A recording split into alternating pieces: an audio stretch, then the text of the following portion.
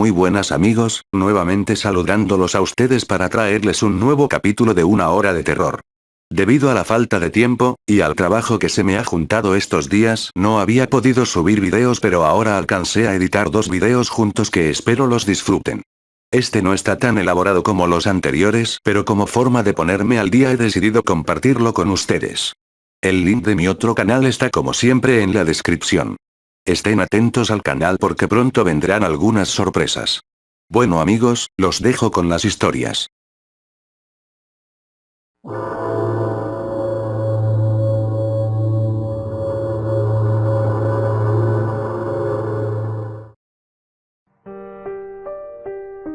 Aquí el Capitán Armando, grabación número 6.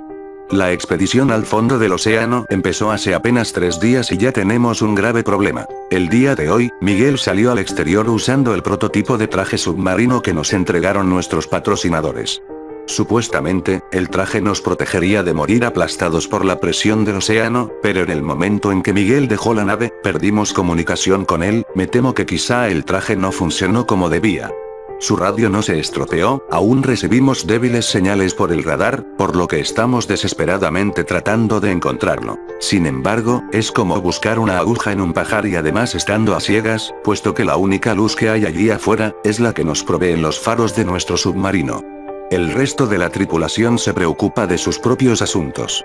Romina está desconsolada y no quita ojo del radar, la doctora Schmitz y Matías tratan de darle esperanza. Los gemelos fueron a revisar el cuarto de máquinas, y los rusos, Vladimir e Isaac, o como sea que fuesen sus nombres, se están fumando su puta mierda. Qué asco me da el aroma del humo que sale de sus bocas. Sé que les dije que podían fumar, pues hay filtros en el submarino, pero no me imaginaba que el tabaco ruso fuese a ser tan hediondo. En cuanto a mí, estoy al volante, aunque ya he perdido las esperanzas de encontrar a Miguel. Aún le quedan al menos 2 horas antes de que el traje ceda ante la presión del mar. No dejaré de buscarlo hasta entonces, es lo mínimo que puedo hacer por mi hermano. Armando, grabación número 8, día número 4 de la expedición. Romina no ha salido de su habitación, ni para el desayuno, ni para el almuerzo. La pérdida de Miguel le ha afectado mucho más que a nadie. Es terrible enviudar tan joven. Los rusos se han cabreado cuando di la orden de buscar el cadáver de mi hermano por al menos un día más, pero yo soy el capitán de esta nave, no les quedó de otra que seguir mis órdenes. Armando a registro, grabación número 10, día número 5 de la expedición. La muerte de mi hermano es una tragedia, y aún no pudimos encontrar su cadáver, pero tenemos una misión en nuestras manos. Hace 2 meses enviamos una sonda a la fosa de las Marianas, y esta nos envió unas extrañas imágenes de un ser desconocido. Luego que perdiésemos la comunicación, creímos que podría tratarse de una nueva especie de Artocephalus, capaz de sobrevivir en lo más profundo del océano. Nuestra misión es capturar un ejemplar y recopilar información de los hábitos de la criatura. Este descubrimiento podría ser lo que necesito para por fin destacar en la Sociedad de Biólogos Marinos y así recibir fondos para continuar con mis investigaciones. El radar ha detectado movimiento sobre la corteza oceánica Matías y los rusos han partido al exterior del submarino en una cápsula de reconocimiento. Los gemelos nuevamente están en el cuarto de máquinas, jugando cartas probablemente, y Romina aún no ha salido de su habitación. Schmitz dejó una charola de comida junto a la puerta de mi desconsolada cuñada. Ahora estoy solo en el cuarto de control con la doctora Schmitz, solo queda esperar. Registro de Armando, grabación número 11, día número 7. Los 2 últimos días han sido bastante ajetreados. Cuando los muchachos volvieron de la expedición, Matías echaba espuma por la boca, y sus ojos estaban en blanco. Luego entró en estado de coma y ha estado así desde entonces. Los rusos dijeron que quedó así tras escuchar un extraño cántico proveniente de las oscuras aguas. Temo por la salud de mi viejo amigo.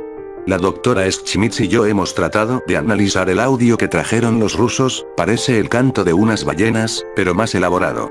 Estaremos pendientes al radar a toda hora. Grabación número 15, día número 10. No creo en los milagros, mierda, ni siquiera creo en Dios, pero si lo de hoy no ha sido un milagro, no sé qué puta cagada fue. Íbamos por el fondo marino como siempre, siguiendo los extraños cánticos, cuando Romina salió corriendo de su habitación como si la persiguiese el mismísimo diablo, y me pidió el control del submarino. Al principio se lo negué, pero entonces me dijo con lágrimas en sus ojos: por favor, sé dónde está Miguel. Si mi cuñada no fuese mucho mejor piloto que yo, ni en broma le entregaba el volante, pero lo es, así que fue justamente lo que hice. Romina hizo descender al submarino hasta un enorme montículo de rocas, y allí estaba él, mi hermano dentro de su traje. Introducimos lo que pensamos era el contenedor de su cadáver, pero al abrir el traje de buzo que nos otorgaron nuestros patrocinadores, malditos sean por hacernos probar el puto cachivache, mi hermano estaba con vida. Y no solo eso, él y el traje estaban en perfectas condiciones, ambos deberían ser por hace tiempo, sin mencionar que el tanque de oxígeno debió haberse vaciado después de las primeras horas, pero estaba casi lleno. Ahora mismo la doctora Schmitz y Romina están rezando para que Miguel no tenga daño cerebral, los gemelos limpian el desastre de la cubierta y los rusos están al volante, y Matías sigue en su estado de coma. Esta ha sido una expedición muy extraña, pero me alegro de que todos estén con vida. Grabación número 16, pero ¿qué mierda es lo que le ha pasado a Matías? Media hora después de que la doctora Schmitz y Romina se llevarán a Miguel para atenderlo, hemos escuchado unos gritos provenir de la enfermería. Los gemelos, los rusos, y yo hemos ido corriendo hasta la habitación. Cuando llegamos, Schmitz estaba en el suelo embarrada de sangre, y Matías había desaparecido junto con Romina. Le pregunté a Schmitz qué era lo que había sucedido, y lo que me contó parecía salido de una película de terror. He decidido dejar que Schmitz narre el suceso. Schmitz. No sé por qué estás tan obsesionado con este diario, Armando, al principio era algo lindo, pero sigues documentando incluso en momentos como este. Armando, tan solo di lo que sucedió como te pedí. Schmitz. Pues ya te dije, cuando pusimos a Miguel en la camilla, vimos que Matías no estaba, y la habitación era un desastre. Cuando Romina fue a prender la luz, Matías salió de las sombras, y la mordió en el hombro. Traté de alejarla de ella, pero con una sola mano me mandó a volar hacia atrás varios metros en el aire, luego tomó a Romina y se fue caminando por las paredes. Antes de desaparecer por completo me miró, y con una voz muy ronca dijo algo muy extraño que no entendí. Luego se marchó riéndose, cargando a Romina que no dejaba de gritar. Armando, tenemos que irnos. Armando, calma mujer, lo tendré en mente. Grabación número 17. Me vi obligado a cortar la grabación anterior, puesto que Miguel comenzó a tener convulsiones, de su boca comenzó a salir espuma, y abrió sus ojos de par en par, los cuales estaban blancos como la cal, luego se fue a un estado de coma. Lo amarramos a la camilla por si las dudas. Schmitz me volvió a pedir que volviésemos a la superficie, pero eso ni de broma, no sin el espécimen que vinimos a buscar. Los gemelos se fueron a sus cuartos, muertos de miedo. No tienen más de 20, son tan solo unos niños. En cuanto a lo que dijo Schmitz sobre Matías, al parecer no estaba mintiendo. He revisado las cámaras de seguridad de la enfermería y todo ha sucedido tal y como lo describió. ¿Pero qué mierda sucede en este lugar?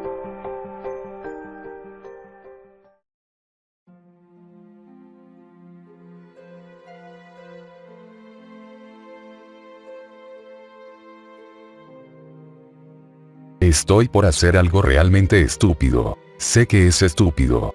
Lo sé. Pero no creo que tenga otra alternativa.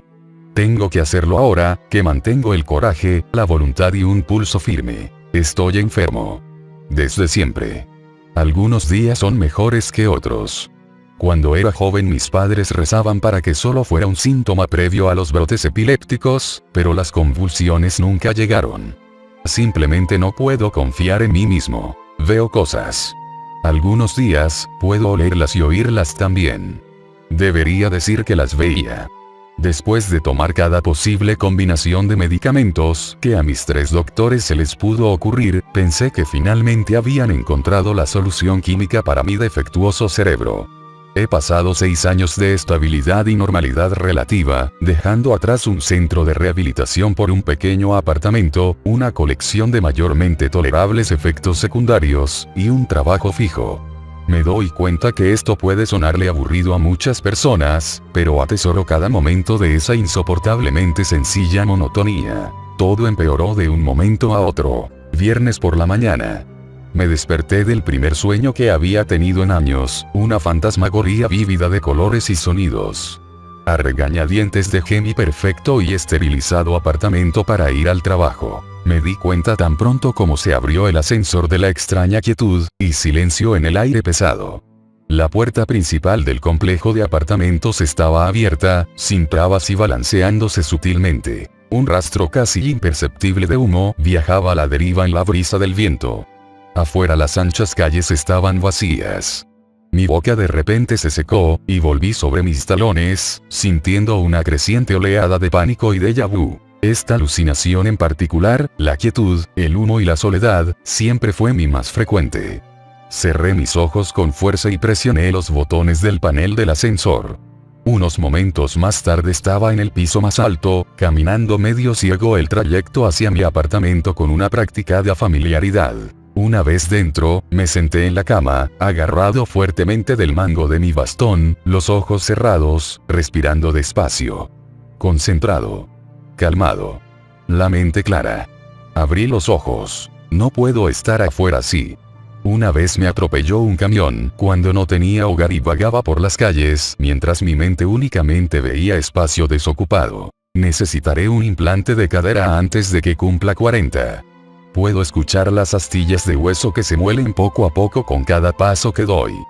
Llamé a mi jefe, y le dejé un mensaje disculpándome por estar muy enfermo y no poder asistir al trabajo. Contuve mi aliento mientras abría la ventana en mi estudio. Está tan cerca al edificio de un lado que casi puedo tocar la pared de ladrillos.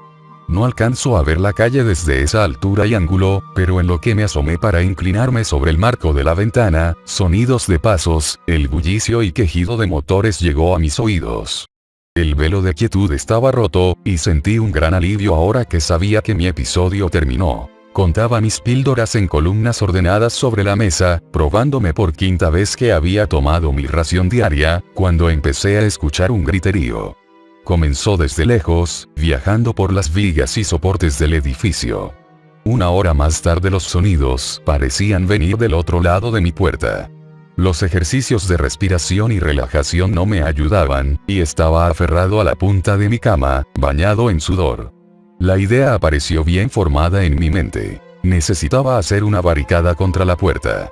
Luché para suprimir el impulso. Sería como darle la espalda a todo el progreso que he hecho si me convencía de que ese episodio era real. Pero el griterío era algo nuevo para mí. Afuera se oía un movimiento continuo y la perilla de la puerta giraba violentamente y chocaba contra el cerrojo, repetidamente. Me tomó un minuto decidirlo entonces.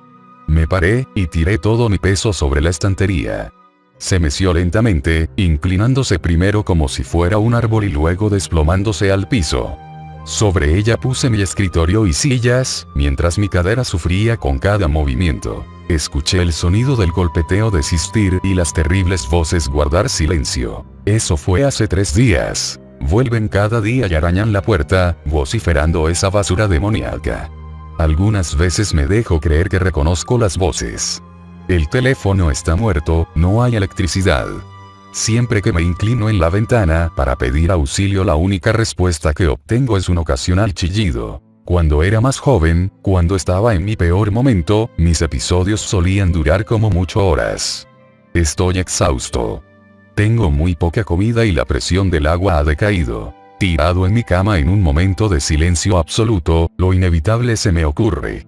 Si me quedo moriré de hambre. Pero lo que me pase del otro lado de la barricada, depende de cuán enfermo realmente estoy. Quiero poder creerlo, que estoy simple y profundamente enfermo. La seguridad de ello me hace bien y me hace sentir despierto y lúcido. Necesito un doctor, seguro, pero pronto la alucinación se irá y mi mente se sanará. Solo necesito escapar de esto. Necesito ir afuera. Retiró lentamente las sillas, poniéndolas lejos de la puerta con gentileza, junto con los otros muebles. Corro el cerrojo, pongo mi mano en la perilla y trato de reprimir el terror en mis entrañas. La giro un poco. Afuera, escucho un creciente murmullo. Mi seguridad se desvanece. Mi mano está en la puerta. Estoy por hacer algo realmente estúpido.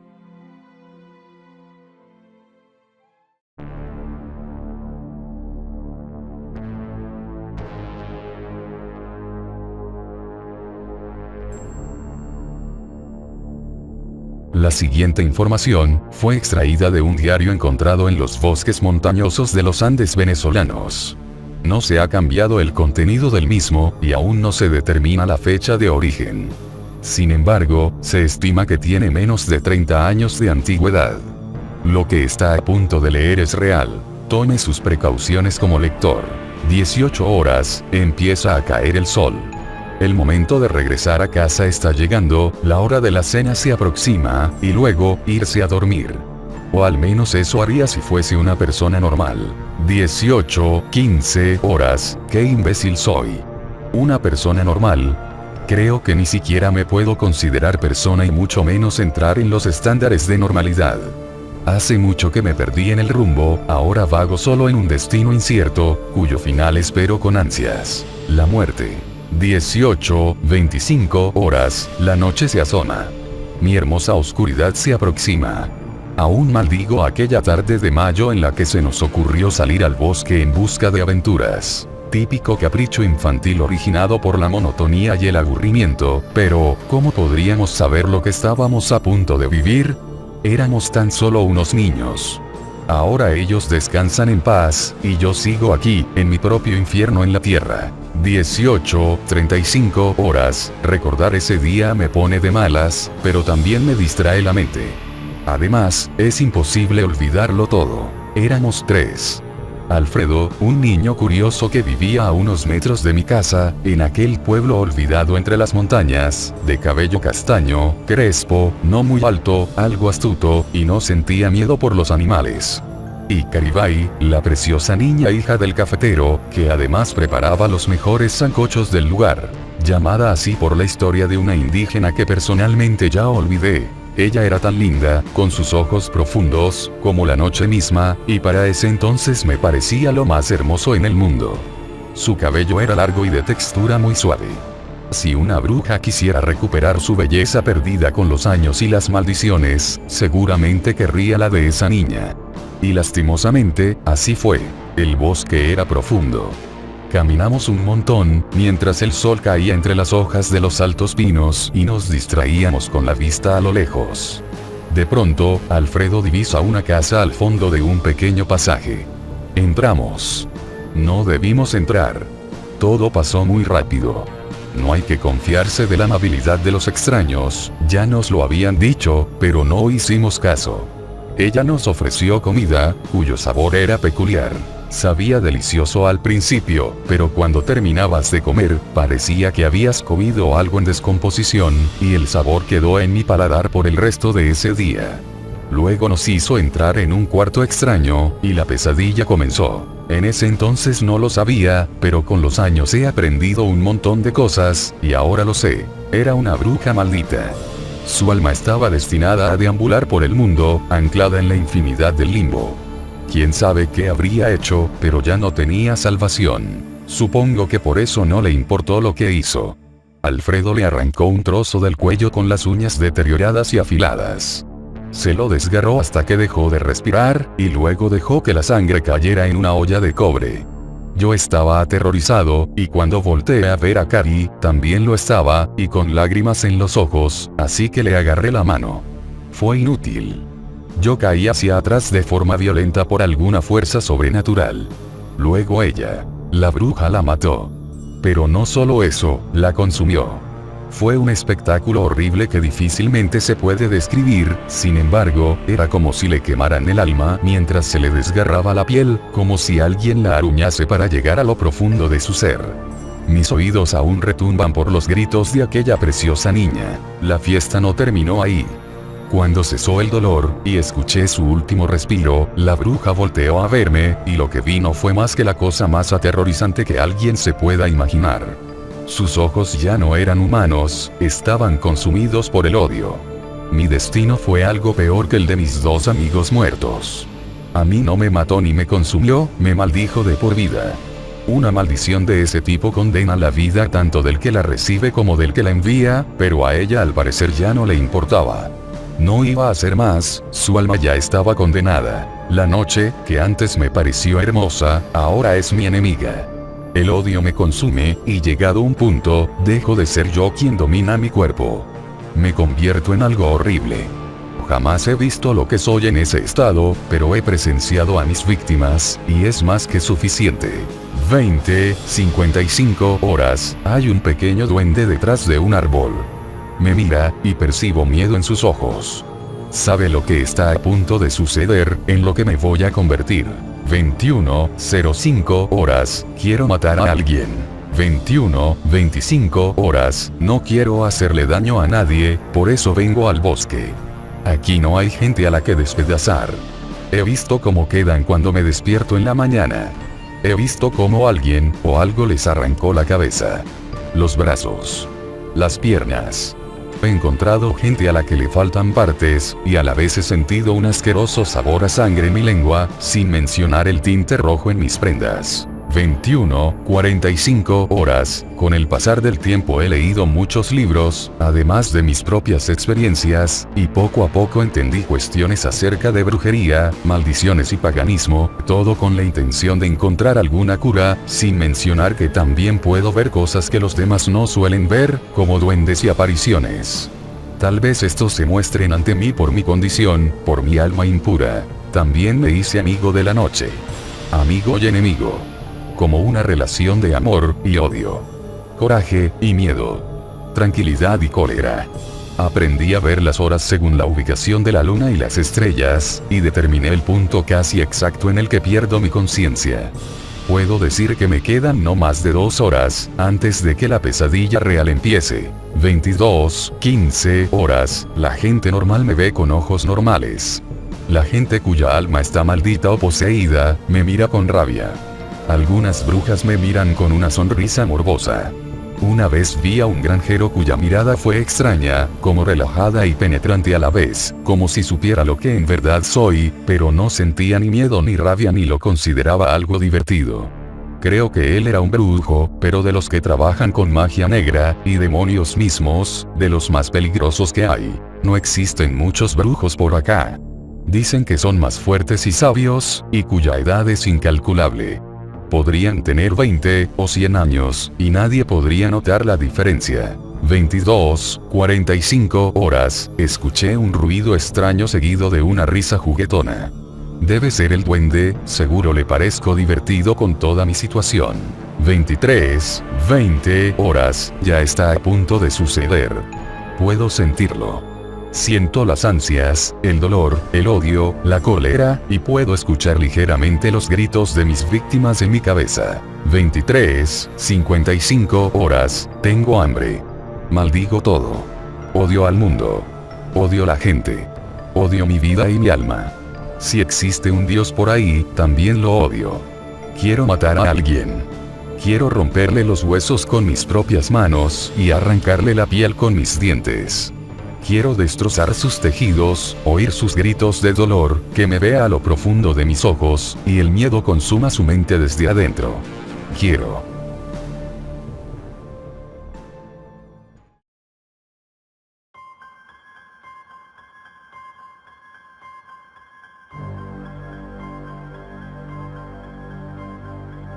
Creo que este podría ser el final. Para nosotros, al menos.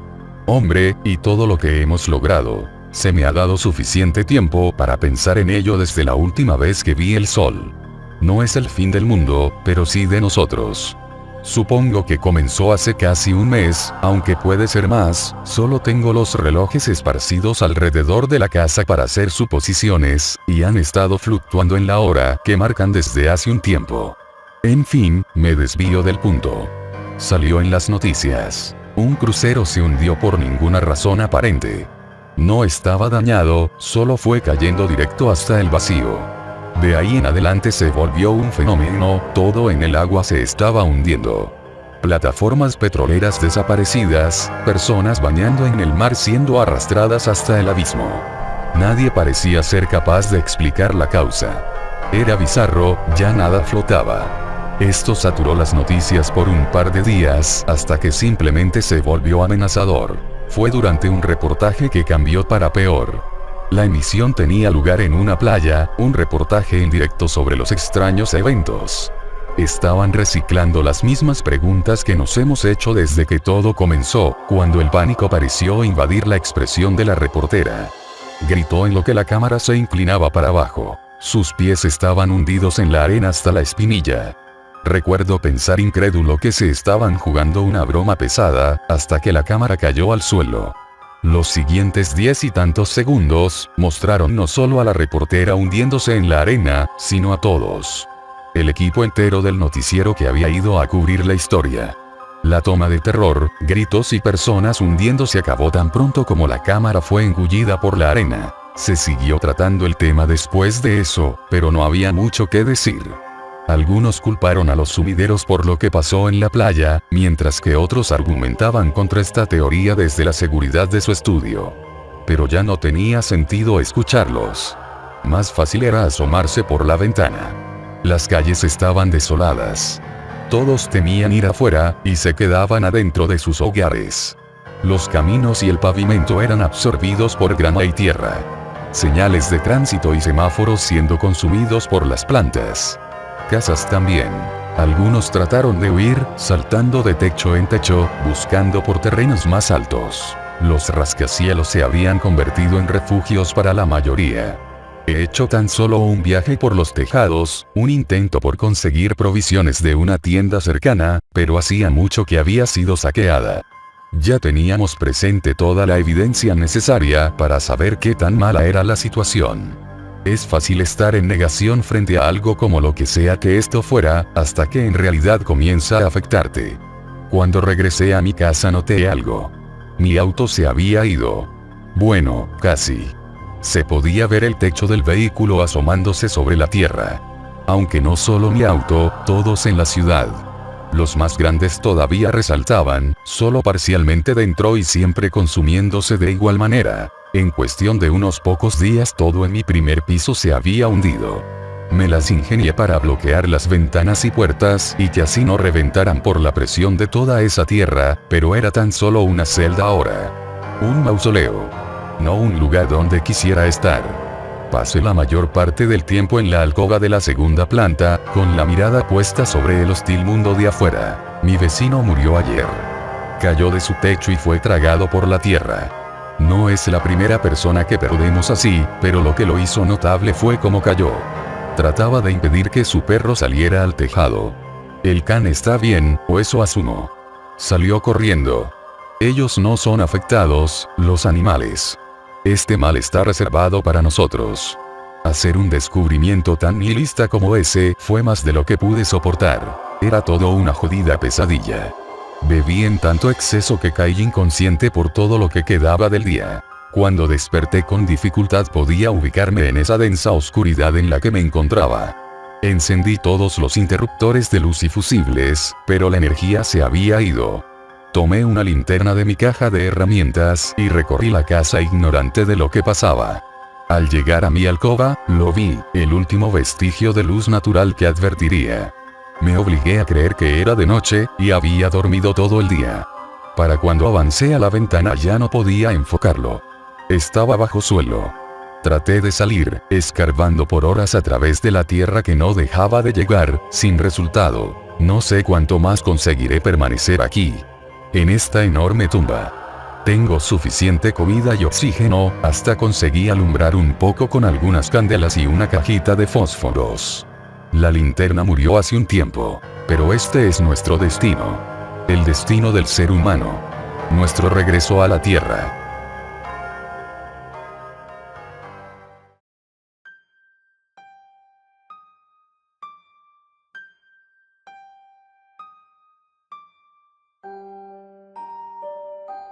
Esta debe ser ya la tercera noche en que no puedo conciliar el sueño, mis párpados solo se cierran para pestañear, y no logran quedarse sellados. Sin embargo hay un motivo de peso que justifica este fastidioso insomnio, y es que mi viejo y entrañable amigo Pato Dol pasó a mejor vida, y soy el único sobreviviente que queda de un grupo de cacería que se encargaba de suministrar pieles y especies al mercado negro local, así como alimentos y productos necesarios para la pequeña comunidad de la que somos oriundos. Aparte de todo esto, soy ahora el único portador de la indeseada verdad que juramos revelar algún día. El tiempo se acerca y debo cumplir con lo establecido, pues la palabra de hombre es más importante que cualquier otro código de lealtad, y más cuando hablamos de que esas promesas se les hicieron a los que ahora descansan 11 metros bajo tierra. La llama del quinqué en este cuarto ajeno no será suficiente, y la ya muy escueta luz que queda, alumbra inestablemente unas cuantas hojas de papel arrugadas, tintero, y un oxidado revólver de bolsillo. Me excuso y me explico, así como ruego comprendan que prefiero escribir estas memorias con mi tembloroso puño e inentendible letra, a expresar lo que me es imposible con mi temerosa voz. Anticipadamente aclaro que la cobardía de no haber comunicado esto antes, es a razón de que tengo presente que los nervios me traicionarán, y las palabras se enredarán en mi porosa lengua. Juro que he intentado hacerlo, pero he fracasado en un sinfín de ocasiones. Lo más conveniente para mi frágil excitación, es redactar este escrito en la que explicaré los hechos ocurridos en el gris pueblo de Baker Hills.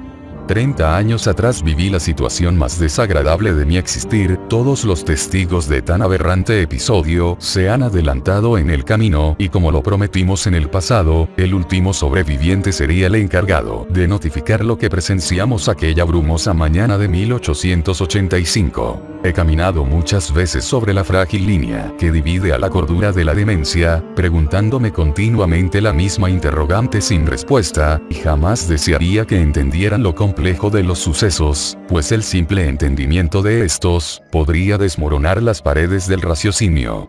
Nuestras creencias han sido moldeadas con toques de fantasía y superstición, pero esto raya en lo desalentador y carente de sensatez.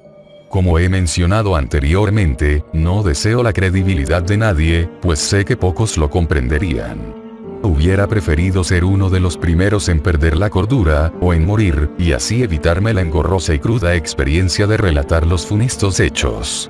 Solo muerto es que mi entendimiento encontrará descanso, pero antes de mi fatal adiós, suplico mente abierta para las siguientes líneas. Hace 3 décadas atravesaba una situación financiera por demás inestable, y mi primogénito Anthony se había adelantado en el alumbramiento, por lo que necesitaba generar más ingresos de lo habitual. Solo he conocido el oficio de la cacería y la captura ilegal de algunas especies. Por tan apremiante motivo armé una cuadrilla para adentrarnos en el misterioso bosque de Hills. No era conveniente ir solo, por los motivos que a continuación detallaré. Cazaríamos algunos osos negros, sus pieles y garras serían bien remuneradas en el mercado informal. Junté a 4 hombres de mi confianza, Steve McDwayne, Pat O'Donnell, y Kirk Swansea, todos ellos fallecidos y los más cercanos a mí. El otro era un sujeto apodado Cod, un viejo bribón y de pasado difuso con el cual no me relacioné más allá de los negocios. Una noche antes de partir, como era costumbre, nos juntamos en el bar ubicado a un costado de la carretera principal de Hampshire, justo al cruzar el puente que divide a Baker de Ohio. Entre tarros de cerveza y humo de tabaco, reíamos y nos relajábamos de lo que sería la agobiante inmersión en el poco célebre bosque de Hills. Pero esa noche, Cod lucía ausente, no participaba de los comentarios ni reía de los chistes vulgares de Kirk. Traté de acercarme a él, y averiguar si se encontraba nervioso. Sonreía tímidamente mostrándome la hilera superior de sus pequeños dientes amarillos, asumo para tratar de relajarme, pero sus facciones se endurecieron inmediatamente. Discretamente señalaba con telúrico índice hacia una mesa que estaba ubicada en un rincón del pestilente bar. En ella estaba un personaje hundido entre las sombras, un aire de misterio le envolvía mientras tomaba de un tarro sucio. Aquel hombre era conocido en el lugar por un suceso por demás extraño, no hablaba con nadie, y nadie hablaba con él. Rumores y murmullos se elevaban cada vez que salía de su paupérrima madriguera. Era un viejo cazador que se perdió en la zona prohibida del bosque Hills, un área en donde se recomendaba mantenerse alejado a niños, excursionistas y todo tipo de monteros. Se decía que esa zona del bosque había sido ocupada por aquelarres en la época de la Inquisición, que viejos rituales aún tenían efecto sobre la superficie de esa demarcación, que los árboles, las piedras y ciertos animales están malditos, muchos de los que se habían atrevido a entrar, y jamás fueron vistos de vuelta. Hasta ese momento, solo al viejo Sam. Después de que volvió la gente le temía, nadie se animaba a cruzar palabra con él, además había sido culpado por el sector conservador de la comunidad como el responsable de la desaparición de un par de menores, nada comprobable, solo conjeturas basadas en el odio hacia su figura perversa e indescifrable. El Departamento de Justicia Comunal lo declaró con deterioro progresivo e irreversible de sus facultades mentales. Imposibilitado de ser juzgado, y al no contar nuestra localidad con un centro psiquiátrico, se determinó dejársele deambular en los derredores de su antigua morada. No tenía familia conocida, solo una hermana que murió antes de que él volviera, pues Sam se mantuvo extraviado por más de 7 años. Cuando regresó, lo hizo con la misma ropa que llevaba puesta cuando este se perdió, la misma ropa que siempre le vimos usar desde su retorno. Su mirada era distinta, como si hubiera visto al mismísimo diablo a los ojos. Lo cierto es que pocos querían saber su historia, o lo que pasó ese día en que el bosque se lo tragó. Cuando salía de los restos de su vieja casa, iba al bar de la carretera Hills. El dueño, quien era lo más cercano a lo que puede considerarse un amigo, vivía temeroso de él, le obsequiaba un tarro de cerveza cada vez que iba, más que una muestra de generosidad de su parte, era una forma de deshacerse de él, un trago le bastaba para retirarse. Le servía en el mismo tarro cada vez que volvía, ni siquiera lo lavaba.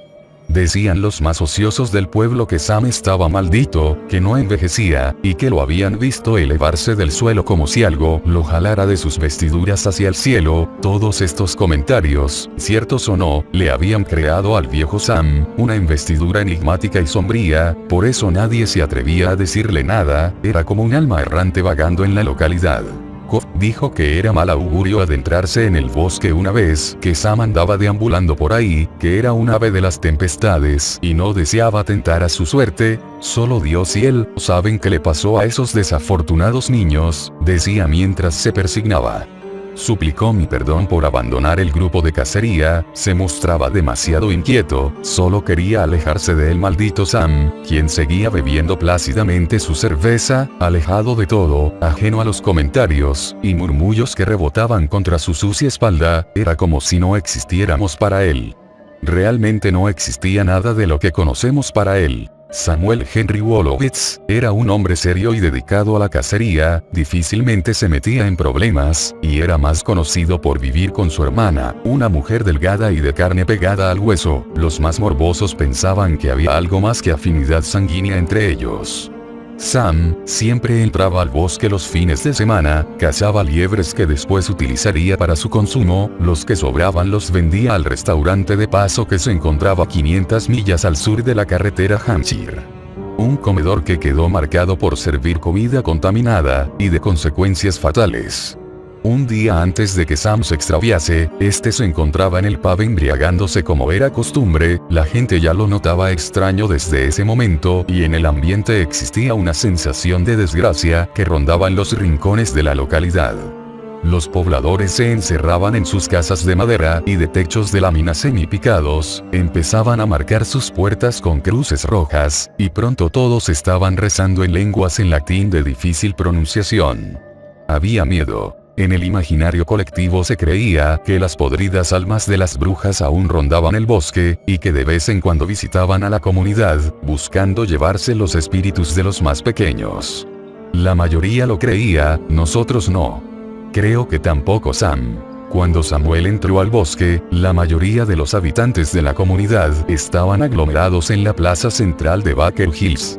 El líder comunal hacía honores a los muertos, que 20 años atrás había dejado la otoñal brisa que trajo octubre consigo, en un hecho sin precedentes y que dejó severamente lastimada a la población de Hills. El único doctor de la comunidad, Vincent Santos, atribuyó este fenómeno a los tóxicos de una vieja planta herbolaria que se mezcló en el oxígeno y que fue inhalada por un gran número de pobladores, siendo los más afectados el sector juvenil e infantil de la zona. Con el paso de los años, el número de víctimas se redujo notablemente, sin embargo, se podía apreciar a los vecinos de Hills utilizar cubrebocas en vísperas de Samhain. Pocos fueron los testigos que observaron a Sam dirigirse al bosque, todos coincidieron que eran aproximadamente las 5 de la tarde, una hora inapropiada para la práctica de la cacería. Cargaba un rifle, y no llevaba provisiones. Otro aspecto en el que todos concordaban era en la descripción de su rostro, lo trazaban como inexpresivo y con la mirada perdida, sus ojos aparentaban estar carentes de brillo, e inyectados de indolencia. Enseguida él se internó en el bosque, el cielo se empezó a caer a pedazos, una torrencial lluvia azotaba solo al bosque, en la comunidad apenas, y caían briznas del aguacero. Gente que vivía a las orillas del bosque, aseguró escuchar gruñidos de bestias rabiosas que provenían de las entrañas de las arboledas, los maderos de los troncos crujían y el viento soplaba tan fuerte que casi murmuraba lamentos. Mucha gente olvidó eso, o simplemente evitan traerlo de vuelta. Se formaron grupos de rescate cuando Sam dejó de surtir al restaurante, cuadrillas cobardes iban solo en la mañana a buscar pistas que dieran con él, vivo o muerto. Una semana completa se le dedicó sin éxito, se le dejó de buscar cuando el grupo de hombres llegó a la zona límite, la parte prohibida del bosque, misma que se encuentra cercada con varias líneas de alambres de púas y letreros preventivos. Encontraron su rifle de cacería muy cerca de la recta divisora, no había descargado un solo tiro. El pequeño colectivo sabía que ya nada se podía hacer, que la suerte de Sam estaba echada. Nadie que hubiera atravesado el alambrado de púas que divide al bosque, había sido visto de vuelta. Los desalentados rescatistas tomaron el rifle y se encaminaron de vuelta a la comunidad. Los 4 sujetos comentarían después que se sintieron observados una vez que dieron la espalda a la zona prohibida. Ninguno de ellos tuvo el valor de voltear. Aseguraban sentirse desamparados y aterrados, caminaban con la mirada clavada en el camino. Más de uno creyó haber escuchado siseos inentendibles de la voz de Sam. Una vez fuera del bosque se dirigieron a la humilde morada del cazador, quienes con gran pena entregaron el rifle a su hermana. La destrozada mujer ya sospechaba el terrible desenlace. Colocaron el arma sobre la mesa, y se retiraron afligidos. Metros más adelante los hombres escucharon una detonación, la hermana del cazador se había volado la cabeza, su cráneo estaba esparcido en el techo de lámina de la paupérrima vivienda. Desde ese instante todos guardamos silencio respecto a los hechos desgraciados, solo los rumores que se perdían en el viento llegaban a oídos de los habitantes de la comunidad. A partir de ese día la gente se volvió más temerosa, adoptaron una postura fanatizada. Hacían misas y rituales extraños para mantener alejados a los supuestos espíritus del bosque. Cualquier manifestación rara pero de posible explicación, se convertía en un suceso sospechoso de magia negra. Comenzaron a tornarse violentos con aquellos que contrariaban sus ideas. Aunque cierto es que en los años próximos no hubo eventos que pudieran considerarse propios de la hechicería, y el bosque fue considerado por completo como una zona restringida. Gente que nos dedicábamos a la cacería y excursión éramos vistos con malos ojos, se nos señalaba de provocadores, pero jamás se metían físicamente con nosotros. Teníamos una convivencia que rayaba en lo adecuado, pues fuimos los únicos que trabajábamos y manteníamos a flote a la comunidad. Un sector conservador había dejado de laborar para dedicarse por completo a cuidar a la congregación de las fuerzas provenientes de la espesura de los bosques. Era una especie de trato entre las dos corrientes ideológicas de la comunidad. Pasaron 7 años, y nadie hablaba en público de los sucesos que propiciaron los cambios en la zona.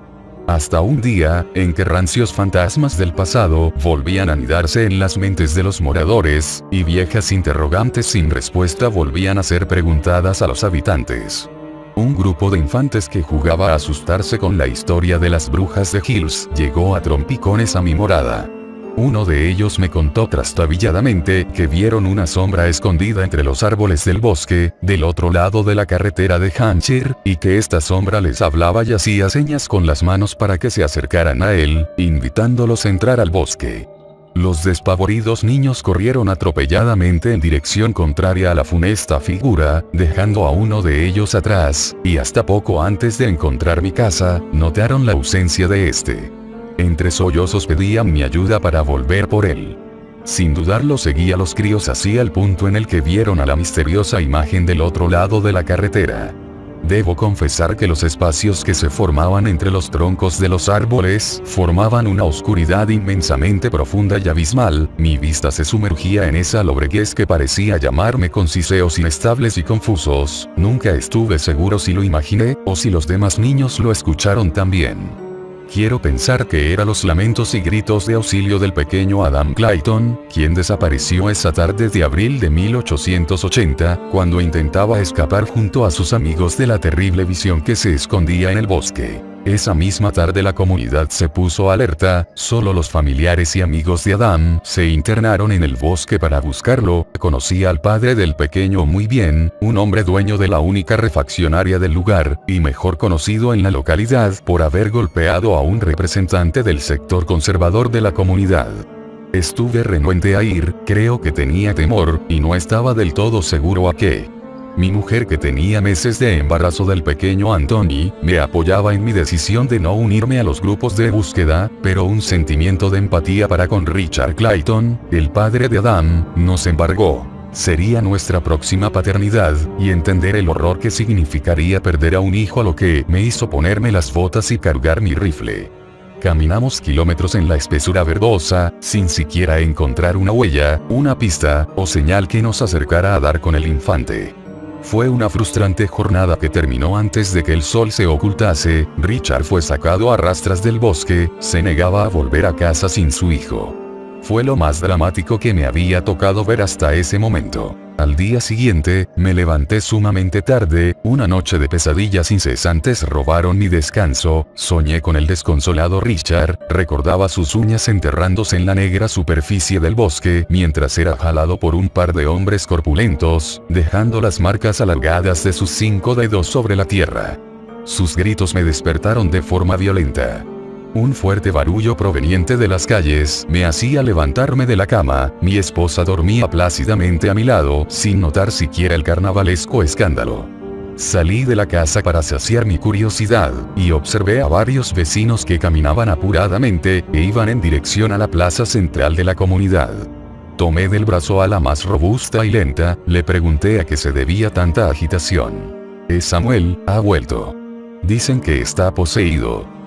Desde mi perspectiva, la religión ha sido, y es un mal necesario. Todos tenemos la necesidad de creer en algo, completa o parcialmente. Espiritualmente necesitamos un balance en nuestras vidas, o simple armonía si desecha la existencia de la espiritualidad, pero cierto es también que, el creer en cosas divinas, conlleva a creer en cosas espeluznantes, horrores indeseables que serán castigados por nuestros malos actos, el mal representado en un ser, imposible siquiera de ser nombrado.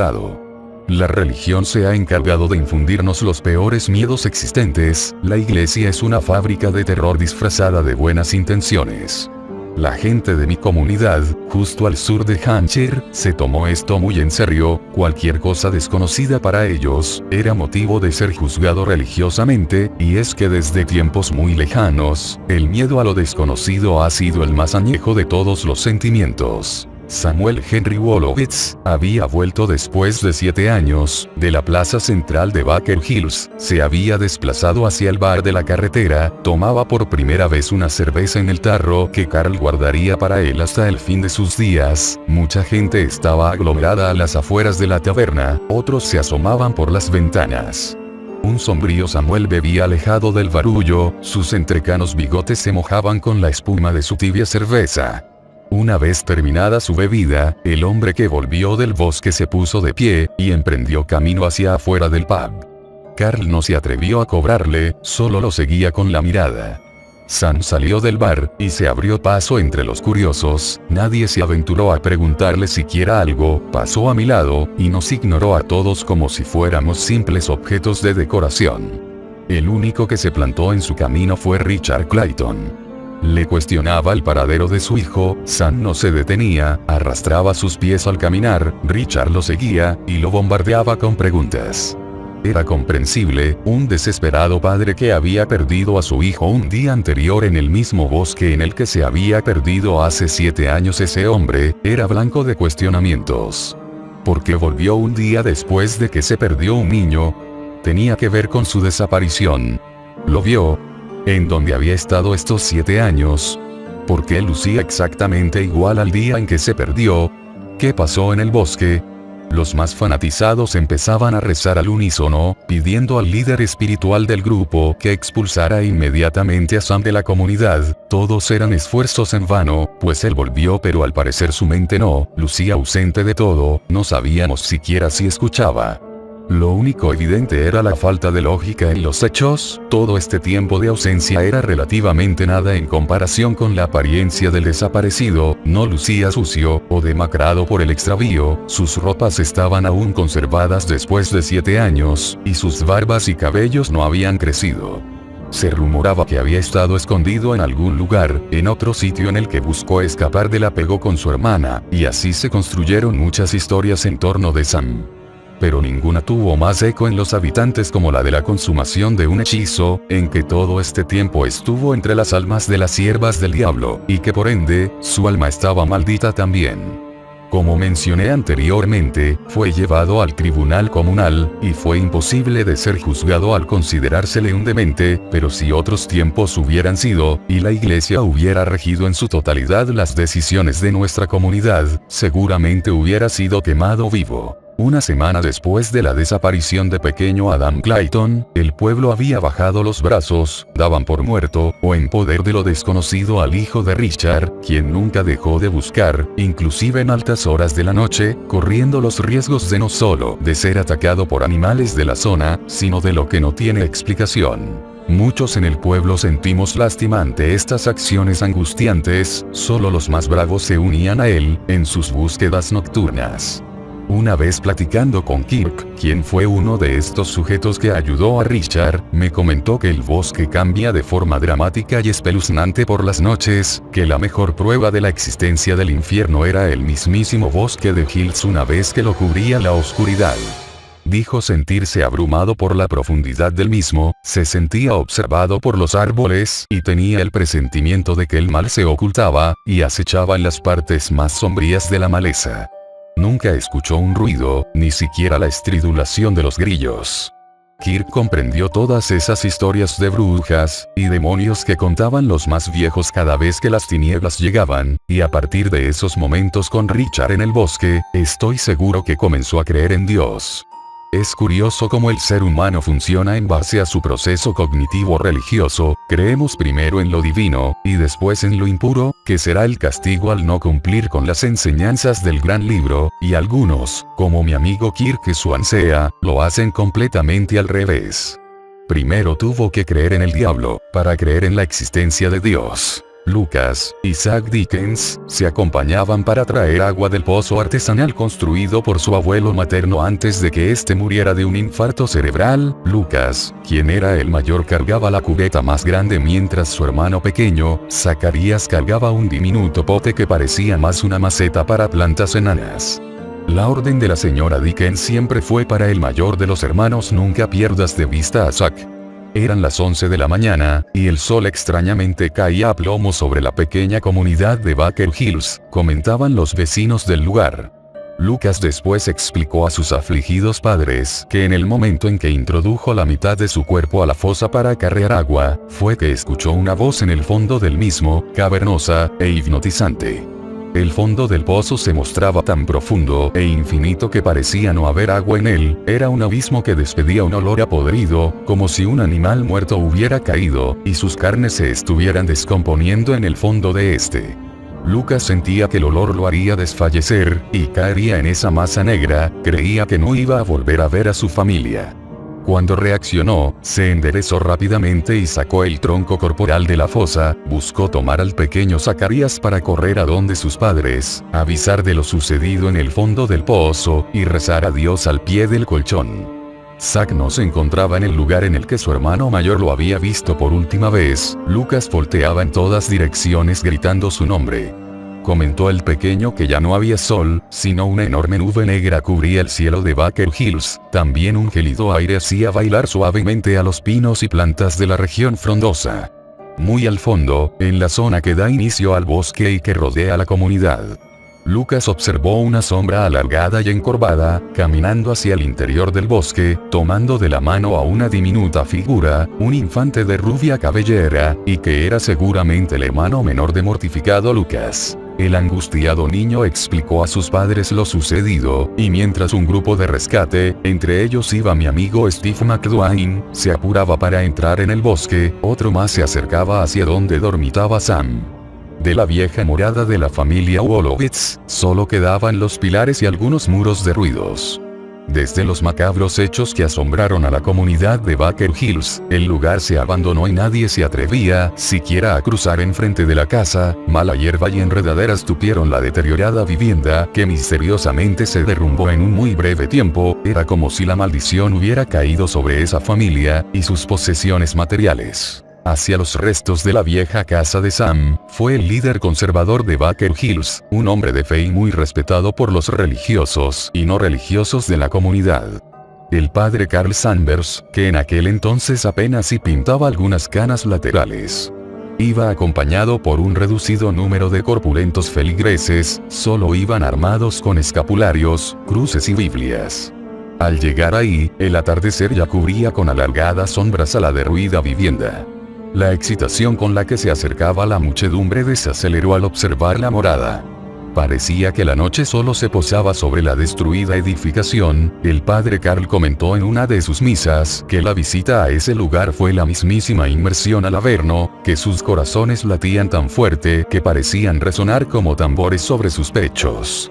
Su frágil tranquilidad se vio violentada al advertir un corrompido aroma. Este se hizo acompañar por un ruido detrás de las delgadas paredes que aún se mantenían en pie. Era un gruñido o varios, nunca supieron definirlo. Algunos comentaban que parecía ser emitido por una sola boca, pero que varias cuerdas vocales hacían sonar ese intento de aullido. Los hombres de la iglesia reconocieron a ese ruido como lo más perturbador que sus oídos habían escuchado. Otros más pensaron que era una jauría de animales salvajes que tal vez descansaba en los escombros. En lo que todos coincidieron era que el miedo, o algo parecido a este, se apoderó de sus sentidos. El padre Carl empezó a rezar y sus acompañantes le seguían. Es en este exacto momento en el que los feligreses escucharon cómo el gruñido o los gruñidos aumentaban de intensidad hasta convertirse en un aullido pavoroso. Los hombres de Carl se llevaban las manos a los oídos. El padre les pedía que no dejaran de orar con él. Muchos huyeron horrorizados. Sanders, y los pocos que se mantuvieron con él, perdieron el conocimiento. El padre lo consideró una batalla contra el mismísimo diablo. Los más escépticos pensaron que eran una manada de lobos que ocupaba los restos de la casa de Sam, donde el miedo se apoderó del grupo de conservadores. Esa misma noche en el bosque, el grupo que se internó en la espesura no encontró rastros que llevaran con el paradero del pequeño Zack. No obstante, sí algo que llamó poderosamente la atención de toda la comunidad sin excepción. El viejo rifle de Sam, del que nada se supo desde hacía poco más de 7 años, y que dio muerte a la hermana de este, apareció sobre la tierra maldita del bosque Hills. El mismísimo rifle, sin rastro de oxidación, y con tan solo una munición agotada. No había duda que la paz en Baker Hills había terminado. Esa tregua ficticia daba fin. Lo que habita en el bosque esperó el momento exacto para atormentar y atacar a la comunidad. Muchos se fueron a partir de los nuevos y desgraciados eventos. Principalmente las familias con niños pequeños emigraron a las zonas cercanas a la ciudad. No había seguridad para nadie. Y estaba comprobado que no se podía hacer mucho. El terror ahora estaba anidado en todos nosotros. Lo desconocido da pie a muchas suposiciones, y eso crea zozobra. Estábamos asustados y temerosos de lo que pudiera pasar de un momento a otro. Sin embargo, no podíamos renunciar a nuestras vidas. Los días y los meses pasaron desde el misterioso incidente en la morada de Sam. A partir de ese día, y por orden del padre Carl, nadie se metió con él. Era mejor no tentar a las fuerzas del demonio, decía el feligrés. No se sabía ciencia cierta qué había pasado esa noche, y lo mejor era dejar las cosas como estaban. Las cosas parecían volver a la normalidad para la poca población restante de Baker. Las familias de los niños desaparecidos se fueron del lugar también, buscando proteger a sus demás hijos. De vez en vez Richard Clayton volvía con la esperanza de que su hijo regresara como Sam lo hizo. No importaba en qué condición, solo deseaba su retorno. La madre de Zacarías y su marido no volvieron. Solo se supo que estaban radicando en un pueblo muy al sur de Hampshire, y que se habían convertido al mormonismo. Todos intentábamos olvidar, era lo mejor para no descender al sótano de la locura. Como relaté anteriormente, los meses pasaron fugazmente y con estos el nacimiento de Anthony, mi primogénito.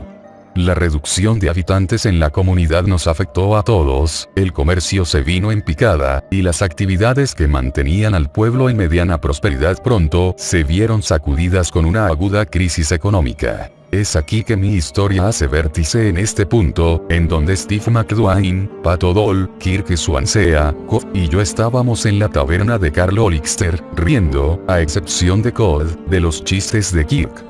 Una vez que partió el temeroso miembro de mi cuadrilla, los demás muchachos y yo decidimos hacer lo propio, no sin antes dar un último vistazo al maldito de Sam, quien estaba ya en el último trago de su cerveza.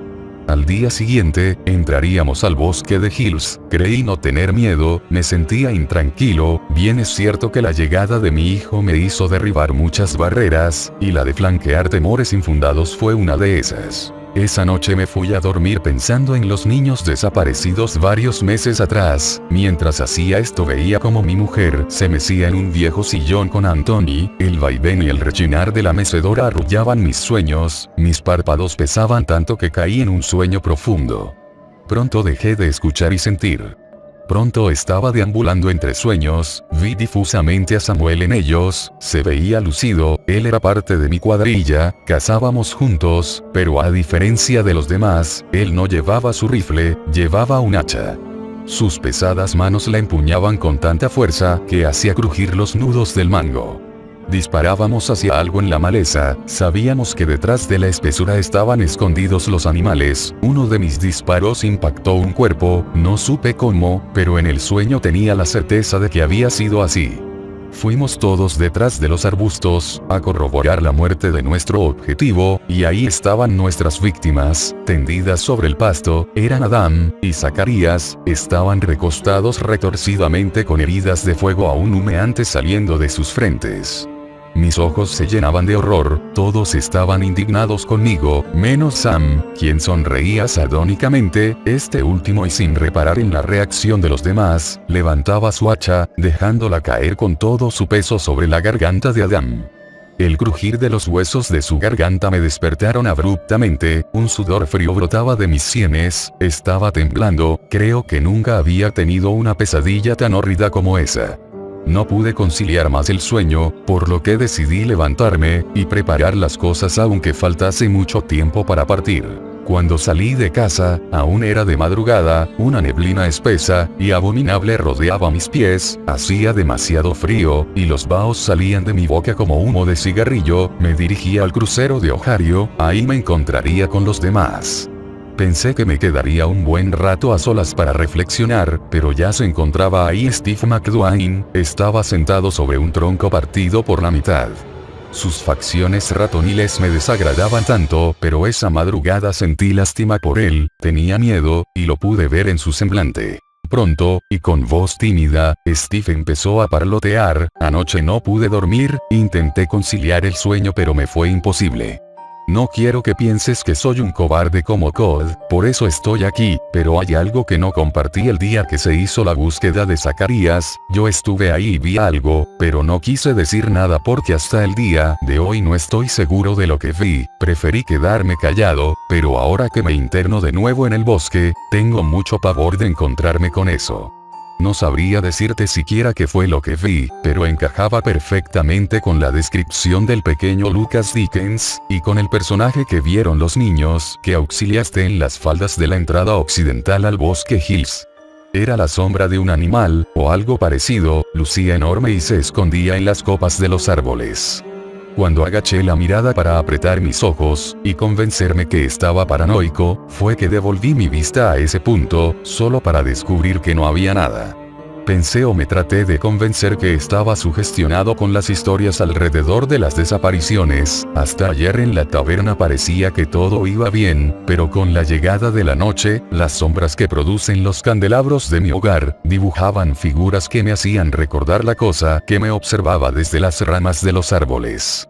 Ahora estoy aquí explicándote esto y no me estoy excusando para dimitir, iré con ustedes, pero estoy muerto de miedo. Me senté a un lado de Steve, y le hice saber que estaba también un poco nervioso, pero todo tenía una posible explicación, lo de Sam era en aquel momento una inverosímil incógnita, pero que tarde o temprano, todo saldría a la luz. La claridad empezó a elevar la temperatura y el resto del grupo llegó puntual a la cita. Nos pusimos de pie, e intercambiamos miradas. Creo que ninguno estaba del todo seguro de lo que íbamos a hacer. Confieso que me sentía un poco culpable de arrastrar a todos a una inminente desgracia. La cobardía de Code ahora lucía como inteligente bravura. Eran las 7:03 de la mañana, cuando ingresamos al Bosque Hills. Nuestras vidas cambiarían a partir de ese maldito momento. Yo solo iba pensando en mi pequeño Anthony. Era mi fuerza y mi motivo.